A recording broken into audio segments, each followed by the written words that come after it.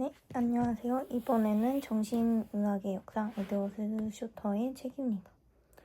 해가지고 이 책은 이 수용소의 시대부터 프로작의 시대까지 뭐 이러한 표어를 주제로 이제 정신질환자가 감금과 보호의 대상이었던 시기부터 이제 현대에서는 약물치료와 생물학적 정신의학이 중심이 된 이때까지의 변화에 대해서 서술을 하고 있는 그러한 책입니다.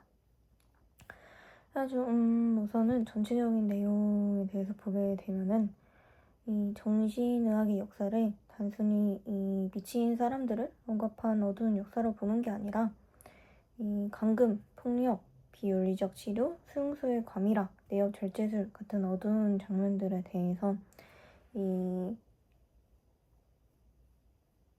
그거에 대해서 맞다고 인정을 하지만 이 인간의 정신적 고통을 의학적으로 이해하려고 치료하려고 했던 그러한 순간들에 대해서 설명을 하는 그런 책입니다. 그래가지고 이 슈터의 관점은 이 정신의학을 무조건 옹호를 하거나 이 권력의 도구로만 보는 게 아니라 이 의사들도 많은 실수를 했고 환자에게 피해를 줬지만 계속해서 노력을 해와서 지금의 현대까지로 왔다. 네, 그러한 책입니다. 그래가지고 1장에서는 이제 정신의학의 탄생으로 시작을 해서 환자로 보지 않았던 그때부터 점점 환자로서 보게 되는 그러한 점을 보면서 이제 과거에는 정신질환자를 오늘날처럼 환자라고 보질 않았다. 그래서 심한 정신증을 보이는 사람은 가족이 돌보거나 집에 가두는 아니면은 어떠한 시설에다 넣어놓고 그 시설에서만 계속 살게 하는 등 이 살짝 치료, 그러니까 환자로 보지 않고 치료를 하지 않고 사회가 감당해야 하거나 감당해야 하는 그런 문제에 가까웠다고 보는 그러한 챕터입니다. 그래가지고 이제 이 시기에 중요한 변화는 이 정신질환자를 단순히 죄인이나 아니면 악마를 들린 사람으로 보는 관점에서 벗어나서 이 비록 이상한 행동을 하지만 이 회복 가능한 인간성이 남아있다는 그러한 관점에서 보는 변화가 이 정신의학의 출발점이 된다고 봅니다.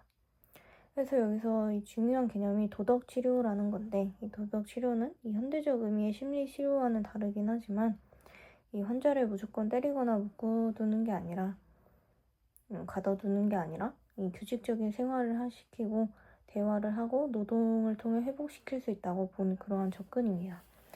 해가지고 그때 당시에 그러니까 집에만 가둬놓거나 어느 시설에 넣어놓고 이 문제로서만 보는 것이 아니라 이렇게 그러니까 규칙적인 생활로 이 도덕적인 치료를 할 수 있다는 점, 이런 관점은 상당히 진보적이었다고 말을 합니다. 근데 슈터는 또 이 도덕 치료가 도입되는 과정을 낭만적으로 보지는 않는데 이 정신의학은 처음부터 이 치료와 통제라는 두 성격을 모두 가지고 있어서 이 정신질환자를 돌보려는 그러한 좋은 마음이 있기는 했지만 이 사회가 감당하기 힘든 사람들을 따로 분리하려는 욕구도 있었다. 그래서 이 정신의학적 출발점에는 이 치료와 사회적 관리가 동시에 들어있을 수 있다는 그러한 관점으로 보고 있습니다. 그래서 이 장에서 이제 중요한 거는 이 정신의학이 갑자기 등장한 학문이 아니라 이 광인도 치료받아야 되나 하면서 도덕적 치료로 그렇게 이루어지고 그와 더불어서 이 사람들을 환자들을 일반 정상인들과 분리를 하려는 그러한 제도적인 면의 합으로서 이 정신과 의사가 탄생을 했다. 그러한 이야기를 하고 있습니다.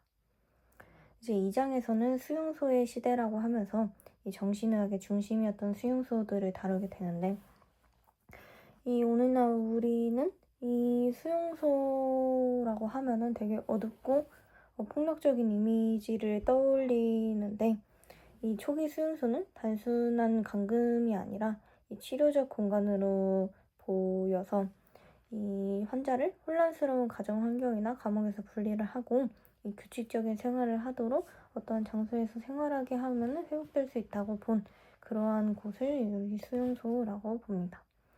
그래서 초기 수용소의 이상은 이 정신질환자를 짐승처럼 다루지 말고 깨끗한 공간에서 생활하게 하며 이 규칙적인 일상 아래에서 치료해야 한다는 생각으로 꽤나 긍정적인 목적을 가지고 있었습니다. 그래서 정신과 의사는 이 수용소를 통해서 독립된 전문직으로서 자리를 잡기 시작을 했는데, 근데 이 문제는 시간이 지나면서 이 수용소의 규모가 너무 커졌다는 것입니다. 그래서 이 정신질환자들만을 들여보냈던 것이 아니라 이 도시화로 인해서 변한 그런 가족 구조나 빈곤 아니면은 이 범죄자들을 넣게 되면서 이 치료를 위한 공간이었는데 점차 다양한 그리고 정신질환자에는 맞지 않는 그런 환자들을 도입을 하게 되면서 대규모로 관리하는 시설이 되어버렸고, 이렇게 환자가 늘어나니까 공통된 사람들도 아니고 뭔가 질환을 가지고 있었던 사람이 많았던 것도 아니라서 이 의학적으로 효과적인 치료법은 거의 없었다고 말을 합니다. 그래서 이 수용소 안에서는 이 치료보다는 통제가 더 중요해졌고, 이 환자를 진정시키고 질서를 유지하고 탈출을 막고 최소한의 생활을 관리하는 게 중심이 되었다. 그래서 이러한 이 환자가 늘어남으로써 정신질환자들에 대한 치료를 잘 못했고, 이러한 이 시기를 슈터는 이 정신의학의 실패라고 봅니다. 근데 슈터는 여기서 수용소의 실패를 단순히 정신과 의사들이 악해서 라고 보는 게 아니라, 이 수용소는 이 좋은 목표를 가지고 있었지만 이 사회적 현실과 치료 기술의 부족 때문에 실패했다고 봅니다. 그래서 이 정신의학은 환자를 돕고자 했지만 이 실제 제도는 환자를 더 고립시킬 뿐이었다. 그래서 여기는 이 수용소는 정신의학의 출발점이긴 했지만 정신의학의 첫 번째 거대한 실패였다라고 마무리를 합니다. 3장에서는 최초의 생물학적 정신의학이라는 말을 하면서 이 정신질환을 생물학적으로 이해하려는 첫 번째 시도를 다루게 되는데, 이 19세기 후반이 되면서 이 의학 전체가 이 세균학, 신경학, 해부학 등의 영향을 강하게 받습니다. 그래서 다른 질병들이 몸의 기관, 조직, 세포, 병원체에 연결되어 설명되기 시작을 하면서 이 정신질환도 뇌의 질병으로 이해하려는 흐름이 생기게 됩니다. 그래서 이 시기의 정신과 의사들은 이 정신질환이 단순히 도덕적 타락이나 의식 부족이 아니라 이 뇌와 신경계의 이상에서 비롯된다고 보려고 했습니다. 이 점은 이 현대 정신의학에서 이어지는 중요한 전환점인데, 이 정신질환을 진짜 질병으로 인정을 하려면 이것이 이 신체적 기반을 가진다는 설명이 필요했기 때문입니다. 그래가지고 이 슈터가 중요하게 보는 것이 이 정신질환의 분류와 진단 체계를 만들려고 했던 시도입니다. 그래서 정신질환을 증상에 따라 나누고 이 경과 예후를 관찰을 하고 이 어떤 병이 만성화되고 어떤 병이 회복되는지를 구분하려는 노력이 등장을 했고, 이 흐름이 이후 이 크레펠렌식 정신의학으로 이루어진다고 봅니다. 근데 이 생물학적 정신의학은 한계도 컸는데, 이 당시에는 뇌를 정밀하게 관찰할 기술이 부족하기도 했고, 이 신경 전달 물질이나 유전학에 대한 지식도 없었기 때문에 이 정신질환을 이 뇌와 관련돼 있다는 직감은 있긴 했지만 실제로 어떤 방식으로 뇌와 연결되는지는 제대로 설명을 하지 못했습니다. 그래서 당시에는 퇴행, 디제너레이션이라고 하는 이론이 좀 유행하기도 했는데, 이 정신질환을 이 개인이나 가문의 유전적 쇠퇴, 사회적 타락, 이 문명 병리 같은 그런 식으로 설명하려는 경향이었습니다. 그래서 근데 이런 설명은, 그러니까 퇴행 같은 설명은 과학적 근거가 약했을 뿐만 아니라 이 우생학적 사고와도 연관될 수 있는 그런 위험이 있었기 때문에 네, 그렇습니다. 그래서 이 장의 핵심은 이 생물학적 정신의학이 처음 등장했을 때부터 양면성을 가졌다. 그래서 이 정신질환을 진짜 의학적 질병으로 보려는 중요한 발전이기도 했다. 근데 다른 한편으로는 이 당시 과학의 한계 때문에 잘못된 이론과 편견으로 빠질 위험도 컸다. 그러한 내용에 대해서 이야기를 하고 있습니다. 이 4장에서는 이 신경성 질환의 시대, 그래서 이제 수용소 안에서의 중증 전신 질환자가 아니라 이 수용소 밖에서 살아가는 사람들의 정신적 고통을 다루는 그러한 챕터입니다. 그래서 여기서는 신경이라는 말이 많이 나오는데 이 19세기 말과 20세기 초에는 이 신경쇠약, 히스테리, 피로, 우울 그러한 증상이 이 신경성 질환이라는 이름으로 설명되었습니다.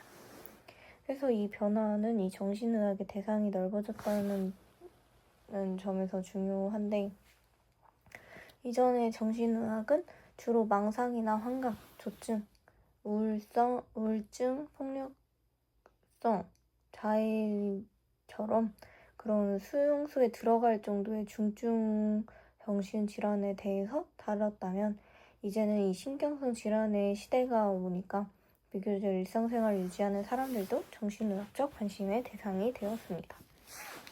그래서 이 중상층과 상류층 사람들이 특히 더 중요했는데 이 자신을 미친 사람처럼 여기고 싶어 하지 않았기 때문에 이 정신병이라는 말보다는 정신이 약하다, 신경이 약하다, 스트레스에 취약하다, 아니 과로했다, 예민하다 식의 표현이 더 받아들여졌습니다. 그래서 이런 표현은 이 낙인을 줄여주고 이 정신의학이 좀 덜한 정신적 고통을 다루게 하는 그러한 새로운 시대를 열게 되었습니다. 이 시기에는 이 다양한 치료법 등이 등장을 했는데 이 휴식 치료라던가 요양소 치료 아니면 온천 치료, 식이요법, 전기 치료, 마사지, 진정제 등이 사용이 되었습니다. 그래서 과학적으로 보면은 이 오늘날 기준에서 이 치료가 살짝 과학적으로 이상한 그런 치료도 많았긴 했지만 중요한 것은 사람들이 정신적 고통을 점점 더 의학적 언어로서 설명을 했다는 점에서 중요하게 다루고 있습니다. 이 장은 또 현대사회와 연결되기도 하는데 이 오늘날에 우리가 스트레스나 번아웃, 불안장애, 우울감 그런 증상 등을 이야기하는 방식이 어느 정도 이때와 되게 맞닿아 있습니다. 그래서 정신의학은 수용소 안의 극단적 감기만이 아니라 일상 속 고통까지 다루는 영역으로 확장된 거다. 그리고 쇼터는 이제 이 흐름을 흥미롭게 보고 있습니다. 그래서 이 한편으로는 정신의학이 더 많은 사람의 고통을 이해하게 된 발전이지만 정상적인 피로와 삶의 고통까지 병으로 만들 가능성이 생겼다. 그래서 그러한 점에서 우려를 보이기도 합니다. 그래서 생각해보면 우리도 막 정병이 내게로 온다 막 하거나 PTSD 같은 말을 되게 자주 쓰기도 하고 이런 정신의학에서의 중요하게 다뤄지는 그런 증상들을 일상생활에 너무 쉽게 적용하는 것은 아닌가 하는 그러한 생각이 이 책을 읽으면서 떠오르기도 했습니다.